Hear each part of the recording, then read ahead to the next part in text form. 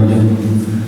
En primer lugar, darle las gracias a la Asociación para la Recuperación de la Memoria Histórica de Agaete por esta invitación que me ha cursado a mí y a Sergio para estar presente en esta, digamos, presentación oficial. Por supuesto, gracias a Trujillo como presidente de la asociación y a todos los demás miembros de la asociación, que como ya Conchita ha planteado, el esfuerzo que les ha costado poner en marcha todo este proceso.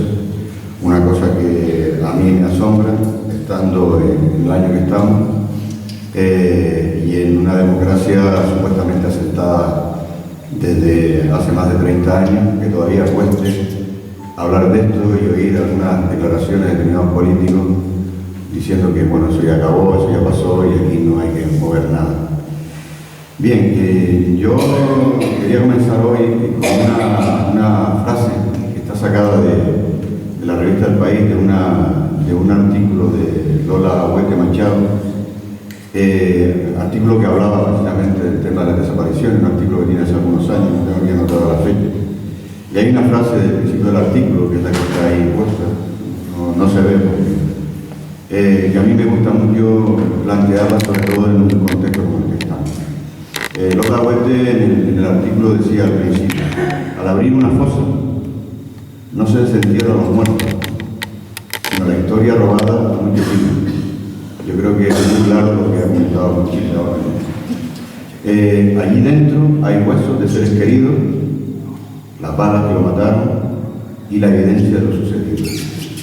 Yo creo que el ejemplo claro de lo que Lola Huete reflejaba al principio del artículo es lo que acaba de expresar Conchita como miembro de la Asociación para la Recuperación de la Memoria Histórica de Agaete. Yo quisiera hacer hoy una reflexión lo más breve posible para no cansarnos en exceso, porque luego ya Sergio se concentrará más en el tema concreto de las desapariciones y me imagino que comentará el tema de Agaete.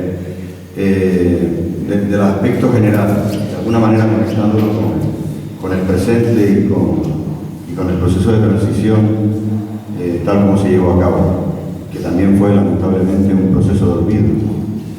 Y de alguna forma ese proceso de olvido todavía lo seguimos sufriendo hoy o pagando hoy, porque todavía hasta 2013 tengamos que estar muchos ciudadanos, sobre todo la familia, reivindicando la búsqueda de esos desaparecidos.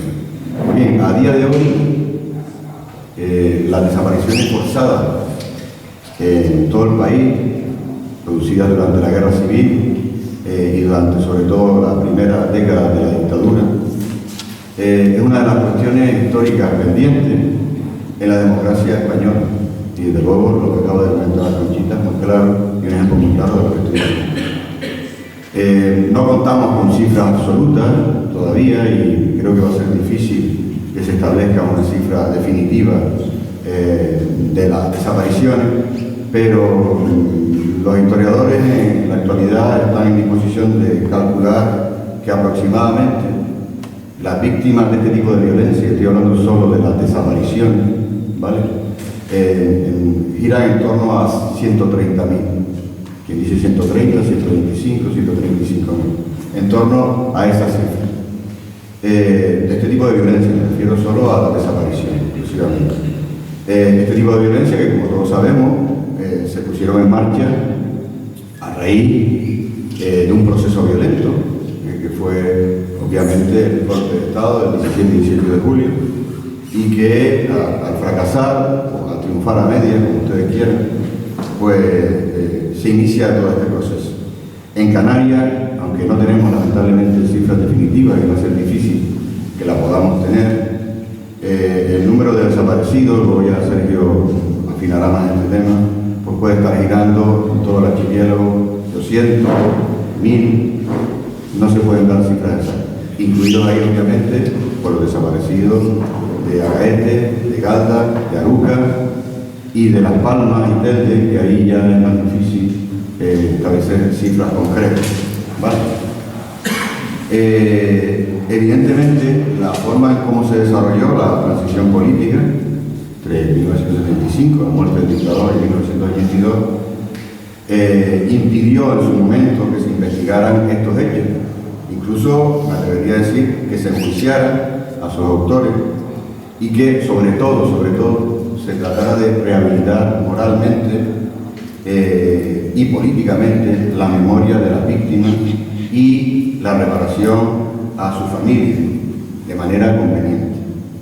Hoy día, a 2014 que estamos, 2013, perdón, la inmensa mayoría de los restos de los desaparecidos se siguen estando en fosas. A día de hoy creo que de esos 130.000 desaparecidos que se calculan de manera aproximada, se han recuperado 5.000 cuerpos, no todos evidentemente identificados, pero en torno a 5.000 cuerpos en todo el país, a lo largo de la geografía española. Evidentemente, aquí tenemos que esperar de una vez por todas, cosa que lamentablemente se desaprovechó con la famosa o mal llamada Ley de la Memoria Histórica del 2007. Estamos a la espera de que el Estado, un Estado democrático, en su rayo democrático, asuma una responsabilidad que es fundamental en el Estado de Derecho, que es que se ordenen ya definitivamente las exhumaciones, se identifique definitivamente a esas personas, a esos cadáveres, y se ponga de una vez por todas fin a una situación que realmente es patética, a una situación de olvido, de desamparo absoluto en el que se encuentran las víctimas y su familia. Porque yo creo que Conchita ahora acaba de explicar que ya no es solo el acto de la desaparición, sino luego los efectos multiplicadores que recayó sobre decenas, centenas, y si vamos a España, miles de familias, por el propio acto de la desaparición, el sufrimiento que generó todo ese proceso, y ella lo ha explicado ahora perfectamente. El Estatuto del Tribunal Penal Internacional establece o define la desaparición forzada como el arresto, detención, secuestro o cualquier otra forma de privación de libertad que sea obra de agentes del Estado o de personas que actúan con la autorización y apoyo del Estado, seguida de la negativa a reconocer dicha privación de libertad o del ocultamiento de la suerte o el paradero de la persona desaparecida, sustrayéndola así a todo tipo de protección ante la ley, que es, como digo, una obligación del Estado democrático. Hablamos, por tanto, de un delito que no prescribe, porque aquí, luego lo comentaré, a veces se recurre a la famosa ley de amnistía del 77 para correr un tupido velo sobre este tema, y hay que recordar que los delitos contra los derechos humanos no prescriben, y además con un agravante, que aquí hay un delito y las personas que fueron desaparecidas no han aparecido, muchas de ellas. Por tanto, es un tema no resuelto. Hablamos, por tanto, de un delito de detención ilegal, de omisión de la obligación de informar, y la implicación del personal dependiente del Estado. En Agaete, por ejemplo, se constata claramente cuando desaparece estas personas que ha comentado antes Conchita el día 4 de abril del 37, la presencia no solo de falangistas, de números de falange, sino también la intervención de cuerpos de seguridad del Estado.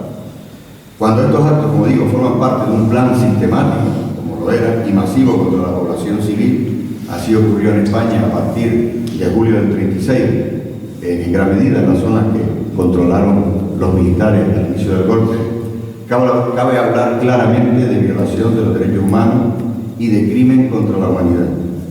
Con lo que hablamos de delitos, como decía antes, que no prescriben. Los delitos contra la humanidad no prescriben. Todavía hoy se sigue juzgando a criminales de guerra nazi. Recientemente en Italia, en Alemania, ha habido varios juicios a gente muy anciana, algunos expulsados de Estados Unidos, como algunos saben. Por tanto, estamos hablando de delitos que no prescriben por su carácter de crimen permanente. Dejando de un lado el hecho clave del modelo de la transición, y que de alguna manera influyó en que se pasara un tupido velo sobre este asunto, y que se haya tardado tanto tiempo en retomarlo, la respuesta destacaría de manera obligada tres cuestiones fundamentales. Primero, se trató de ocultar el plan de exterminio allí donde se impuso el golpe militar. Se corrió un tupido velo sobre ese plan de exterminio.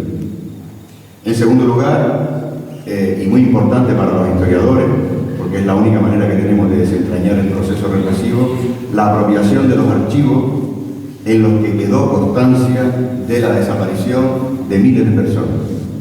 Eso ha sido muchas veces un problema para los historiadores, el tratar de desentrañar ese proceso represivo, porque mucha documentación desapareció, y lo lamentable no es que solo desaparecieran durante la dictadura franquista, cosa razonable desde el punto de vista de la dictadura, porque se pretendía ocultar todo ese proceso represivo. Alguna documentación incluso desapareció en los años 70, 77 e incluso 80. Y por tanto esa ocultación, esa apropiación de los archivos ha sido un problema para los historiadores y para desentrañar todo ese proceso represivo. Y en tercer lugar, y no menos importante, la incesante campaña de propaganda realizada desde el inicio de la dictadura hasta nuestros días, en la que sobre todo se trataba de culpabilizar a los enemigos de las matanzas, que no cabe duda que las hubo, son los republicanos, exclusivamente, y por supuesto minimizando las propias, absolutamente, y ocultando la terrible matanza ocurrida en la zona controlada por los militares reales. En el primer aspecto, la ocultación de la matanza, este objetivo se consigue de una manera simple y directa, poniendo, por ejemplo, múltiples trabas a la inscripción de las víctimas en los registros de defunciones de los juzgados. De hecho, muchas de esas víctimas fueron registradas muy posteriormente a los sucesos, los años 40, los años 50. Hubo épocas, luego lo comentaré, años 40 y 50, donde por cuestiones legales, familiares, herencias, etc., hubo que legalizar esas desapariciones. Y por supuesto, lo normal a lo largo del gran ciclo represivo, que sobre todo se da al principio de la guerra, es que de entrada no se pudiera inscribir absolutamente nadie.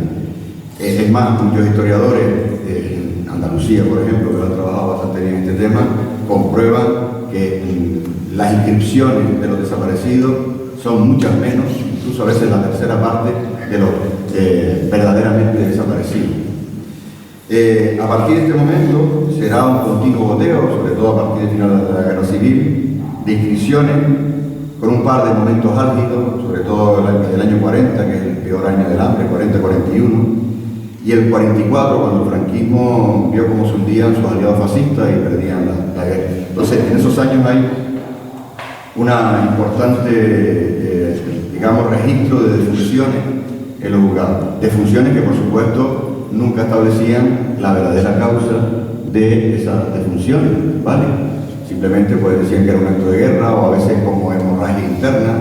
Hay casos incluso en los que aparece originalmente la palabra fusilado, cuando se sabía que había sido fusilado y luego posteriormente está tallada, etc. Bien, evidentemente no todos consiguieron, y me imagino que la mayoría de las personas del Valle nunca registraron, habrá algunos, creo que hay algún caso que sabemos, que luego tú lo comentas, pero muy pocos de esos 27, muy pocos, yo no sé exactamente, tú dirás luego cuánto tienes ahí. Más reciente. Bueno, ya lo comentará los registrados. De todas maneras, no todos consiguieron registrar a sus seres queridos, otros muchos pues, lograron su objetivo, pero debieron aceptar el absoluto falseamiento de las actas de defunción. Palabras como hemorragia interna o choque con fuerza armada, cuando todo el mundo sabía perfectamente que esas personas habían sido desaparecidas y asesinadas. A veces, o en el mismo día, o en el transcurso de los días siguientes, como ocurrió en el caso de Agaete, que sí sabemos un poco el periplo, que ya lo comentará luego Sergio. Bueno, pues toda esta farsa fue amparada por jueces, secretarios y testigos que habitualmente validaban esas inscripciones. Jueces que hoy día algunos de ellos se niegan a aceptar todo este proceso. Se daban instrucciones desde los organismos superiores, a partir ya de los años 60, a los juzgados de primera instancia, a los juzgados de paz, en el sentido de que no se utilizara frases inapropiadas como aplicación del mando de guerra. En las primeras defunciones sí aparece el término, se le aplicó el mando de guerra, que todo el mundo sabía lo que significaba, pero luego ya en las inscripciones que se hicieron en los años 60, ya ese término se procuró eludir y quitar, ¿vale? Incluso la expresión muerte violenta se procuraba dejar vacío a causa de la muerte de esas personas. El fenómeno de las inscripciones fuera de plazo fue decayendo a partir de los 50 y 60, sobre todo porque, en fin, las familiares que quedaban van desapareciendo. Y sin embargo, la transición, debido pues, a la aprobación de un decreto de ley de pensiones de guerra en el año 78, pues hay un repunte de esas inscripciones. Se produjo otro aluvión de esas inscripciones, cuya dimensión a escala nacional pues, hoy no está estudiada y realmente no se conoce. Pero más grave fue lo que ocurrió con quienes desaparecieron sin dejar rastro. Claro, hay personas que desaparecieron y dejaron rastros familiares. De hecho, una fuente fundamental para los historiadores en Canarias y en el resto del Estado, dado que la fuente documental de muchas de ellas han desaparecido, ha sido la fuente oral. Las familias que han quedado, que nos han servido muchas veces de información, tal como ha atestiguado Conchita, y como en su momento pues nosotros utilizamos. Nosotros sabíamos que había habido gente que se tiraba a los pozos, gente que se tiraba a la cima de Jinama, por transmisión oral, porque evidentemente no quedaba ningún documento escrito donde se atestiguara que esa persona fue lanzada a la cima, al pozo, el día X del año tal. Evidentemente eso ha llegado a nosotros fundamentalmente por la transmisión oral de la familia. Por tanto, aquí la fuente oral ha sido fundamental. Luego, en segundo lugar, la ocultación y destrucción de pruebas. Esto hace referencia a esa ocultación, para no extenderme mucho, de todo el patrimonio documental que ya se encargó el franquismo de ir expurgando de los distintos archivos, y que ya en plena transición hubo ministros como Rodolfo Martín Villa en el año 77, donde se dio la orden de expurgar algunos archivos que tuvieran que ver con los archivos provinciales del movimiento, con la Guardia Civil y con la policía, archivos donde se guardaba documentación que para los historiadores hubiese sido fundamental para establecer el proceso represivo. Evidentemente existía una nula sensibilidad, por razones obvias, de mantener esa documentación que hubiese sido fundamental para nosotros y poder desentrañar todo ese proceso. Y luego, en tercer lugar, voy a abreviar un poquito, porque ya me están diciendo que me quedan 5 minutos, el uso incesante de la propaganda. A lo ocurrido con la ocultación de las víctimas de la represión y con los archivos que sobre ellas informaban, hay que añadir, como digo, una tercera cuestión fundamental, que es el enorme peso de la propaganda franquista y la ausencia posterior de políticas de memoria, ya no durante la dictadura, aunque aquí hay que decir que la dictadura sí tuvo una política de memoria. Tal vez la mejor política de memoria que ha habido en este país en los últimos 70 años sea precisamente la franquista. La causa general, el recuerdo de las víctimas en las iglesias, las placas que se colocaron, cosa que evidentemente no ha ocurrido con las víctimas republicanas. Es evidente que en este caso esa ausencia de políticas de memoria, lamentablemente hay que extenderla al proceso de transición. El modelo de transición impide claramente la existencia de un punto de ruptura y se pasa de un sistema a otro sin solución de continuidad. Partiendo donde se partía, lógicamente, de una administración ocupada desde dentro por personas afines al régimen, evidentemente era imposible que en la transición se pudiera aplicar una política coherente de memoria. Lo triste, lo doloroso para muchas familias es que ni siquiera cuando la democracia se asentó se pudo llevar a cabo esa política de memoria. Ha sido en los últimos 12 o 13 años, desde la apertura de las fosas de Priaganza del Bierzo, que fueron las primeras en el 2000 que se abrieron siguiendo unos criterios científicos. Es verdad que se habían abierto otras antes, los años 80 y 90, pero eran las familias que por su cuenta y riesgo pues sacaban sus cadáveres de la fosa. La primera que se hace con un criterio científico pues hace apenas 13 años. A partir de ahí viene un reguero de apertura de fosas, pero que aún así, repito, estamos muy lejos de haber desenterrado a todos los miles de desaparecidos que ha tenido este país pues en esos años negros de guerra y de represión posterior, sobre todo a los inicios de la dictadura.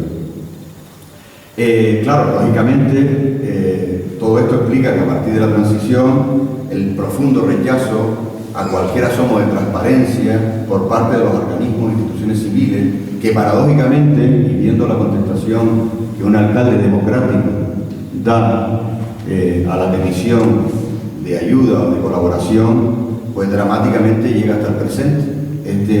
Esta digamos, política de olvido.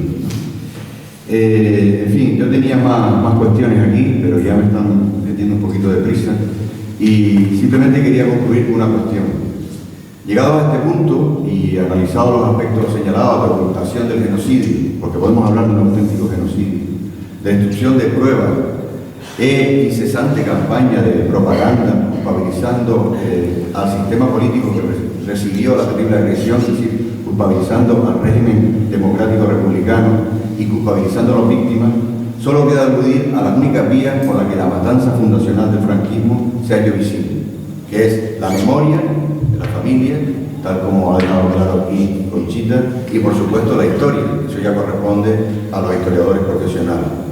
Es lógico que algunos nunca hayan visto con buenos ojos la investigación de la represión, y ahí tenemos la respuesta del alcalde, dramática. Saben que todo lo que sea sacar a la luz el genocidio llevado a cabo por los golpistas va contra la transición, que acordó un silencio y un olvido absoluto sobre este asunto. Y repito, siempre se remite a la famosa amnistía. Es paradójico que la amnistía que se reivindicaba por la oposición política en los años de la transición se aplicara también a este tipo de delitos contra la humanidad. Las investigaciones llevadas a cabo en España en las últimas décadas permiten ya claramente mostrar con toda crudeza la realidad de lo ocurrido, aunque todavía faltan muchísimos flecos, que, y sobre todo aquí en Canarias, quedan muchos flecos por cortar sobre este asunto. Claro, nos queda mucho por andar, sobre todo mientras los fondos documentales, que son fundamentales para hacer la historia, sigan cerrados a la investigación. No parece casual que sea el Ejército, la Guardia Civil y la Policía y los centros del Estado que dispusieron de información completa sobre el proceso represivo, que aún no han puesto al servicio de la investigación, pese a cumplir todos los requisitos legales. Finalmente, ya como modo de conclusión, establecer que las detenciones ilegales fueron prácticas habituales desde el golpe militar que se impuso el 18 de julio en algunas zonas del país de 1936.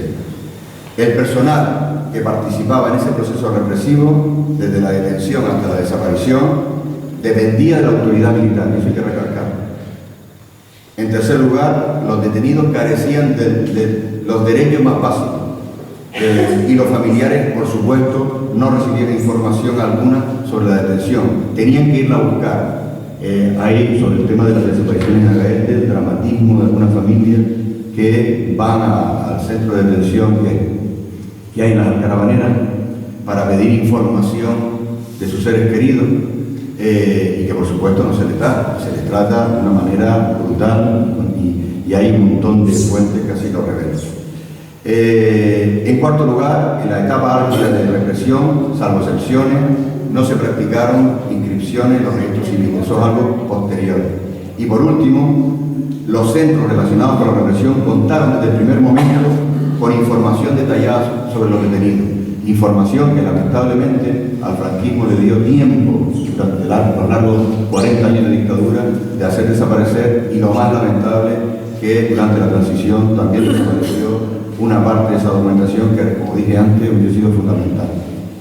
En España, en la España del golpe militar y de la guerra y de la dictadura, se produjeron miles de desapariciones forzadas, las de Agaete, formando ellas parte de un plan de exterminio claramente organizado y orquestado desde las autoridades militares.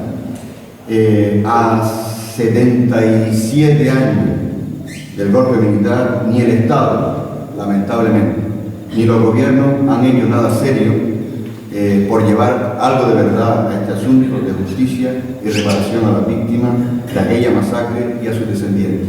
Se han hecho algunos tímidos intentos, que fue la llamada ley de la memoria histórica, pero con muchos flecos que yo aquí ahora no es el momento de entrar. Tenía más cosas, pero en fin, ya me he pasado por lo menos 10 minutos. Darle las gracias por atenderme y ahora Sergio ampliará un poquito más todo este asunto con respecto a